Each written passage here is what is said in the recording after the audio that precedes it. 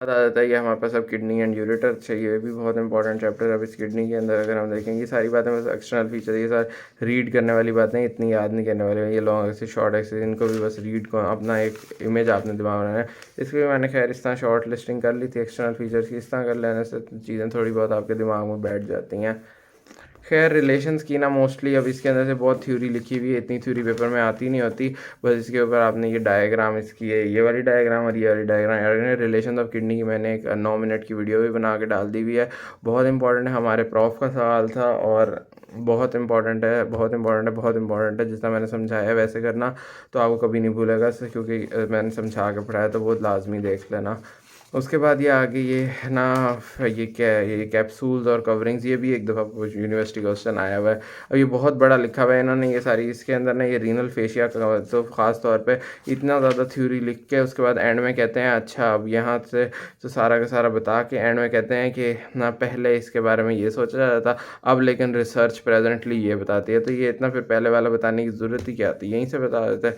खैर तो ये काट के बस यही वाला पार्ट कर लेना, बाकी उसके बाद फिर ये स्ट्रक्चर वगैरह जो है इसको सिर्फ और सिर्फ ना वाइवा या फिर उसके लिए ना वाइवा या फिर ऑस्पी वगैरह के लिए रीड कर लेना है ये सारा। बाकी ये हिस्टोलॉजी स्टार्ट हो जाती है, ये इतना नहीं।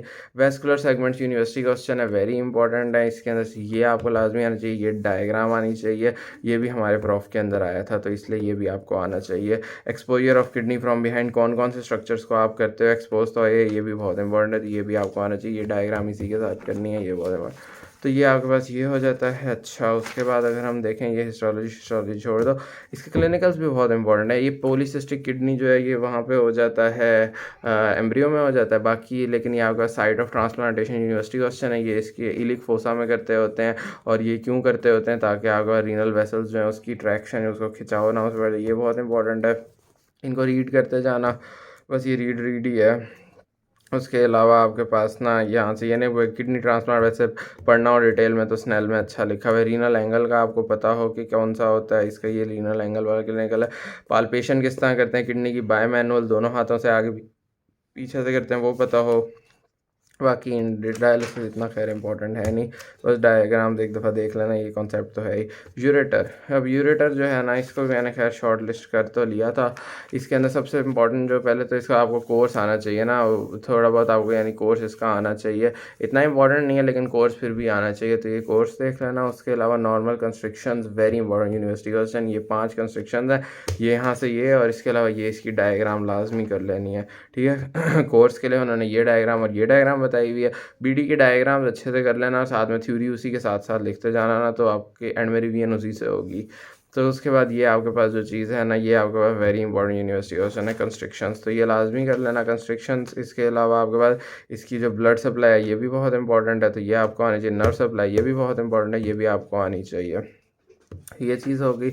रिलेशंस जो है ना इसके इम्पॉर्टेंट अगर मैं कहूँ तो वैसे पास पेपर के अंदर तो नहीं आए हुए, वैसे किसी ने पूछे भी पूरा साल नहीं है, लेकिन फिर भी अगर करना चाहो ना तो उसके लिए बस इस तरह करके कर लेना। ये डायग्राम्स जो बनी हुई है ना, इन्हीं डायग्राम्स के साथ ना ये निमोनिक्स शिमोनिक्स बना लेना, कि यानी अगर ये 4 चीज़ें हैं तो इसके अंदर ना ग्रिप से आपके पास मैंने ये निमोनिक इसके anterior relation of abdominal part के बना लिया, फिर इसका posterior relation of abdominal part go to party के नाम से बना लिया है। इसके अलावा जीपीएस मैंने इसका बना दिया कि anterior relations of the left ureter की, ये जीपीएस से।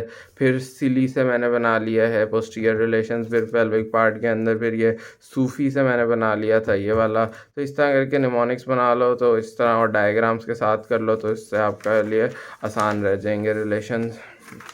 उसके अलावा यूरेटरिक कोलिक बहुत इंपॉर्टेंट है, ये आपके पास वेरी वेरी इंपॉर्टेंट, और यूरेटरिक स्टोन ये भी बहुत इंपॉर्टेंट है। ये दोनों उसमें भी सब स्टेजेस में भी पूछते हैं और वैसे भी पूछते होते हैं। बाकी हिस्टोलॉजी कुछ नहीं करना, ये यूनिवर्सिटी क्वेश्चन है ये वाला, तो ये आपको लाजमी करना आना चाहिए। फिर ये वाला और ये वाले ना पढ़ लेना, एब्डोमिनल पेल्विस के अंदर से एक्सरसाइज के एमसीक्यूज और ये क्लिनिकल एनाटॉमिकल प्रॉब्लम्स पढ़ लिया करो, बिकॉज ये देते होते हैं। फिर आया सुपररिनल ग्लैंड, इतना कोई खैर इसमें से पेपर में कभी भी कुछ आता नहीं है, ठीक है, इसमें से ज़्यादा डिटेल करने वाली होती नहीं। ये डायग्राम्स देख लेना और साथ में ये वाला टेबल इसमें से देख लेना, आर्टियल सप्लाई वगैरह और नर्व सप्लाई वगैरह देख लेना, इतना कुछ इसमें से इंपॉर्टेंट है नहीं, ठीक है।